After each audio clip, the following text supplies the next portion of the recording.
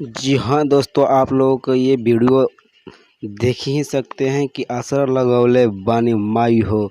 तो जी हाँ दोस्तों, आसरा लगवले बानी माई हो इसका वीडियो कल 19 तारीख को म्यूजिक वाइड ऑफिशियल चैनल से इसका लॉन्चिंग किया जाएगा 5:45 पर।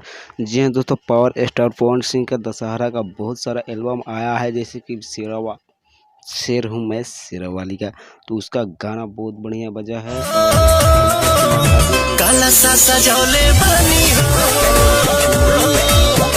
ये भी गाना आया था पवन सिंह का। और आज एक वीडियो रिलीज किया गया है 9 दिन नवरात्र, वो गाना बहुत आज उसका वीडियो ही रिलीज किया गया, ऑडियो पहले रिलीज किया गया था। और पवन सिंह, पावर स्टार पवन सिंह का आवाज़ बहुत बढ़िया चल रहा है। इन साल दशहरा में उनका बहुत अच्छा रिस्पॉन्स मिला है दर्शकों से, बहुत प्यार दुलार मिला है, दर्शक बहुत उनको लाइक किए हैं। और आसरा लगवले बानी माई हो का वीडियो रिलीज कर दिया गया है। आप सब देख सकते हैं कि इस वीडियो में कि आसरा लगवले बानी माई हो पवन सिंह का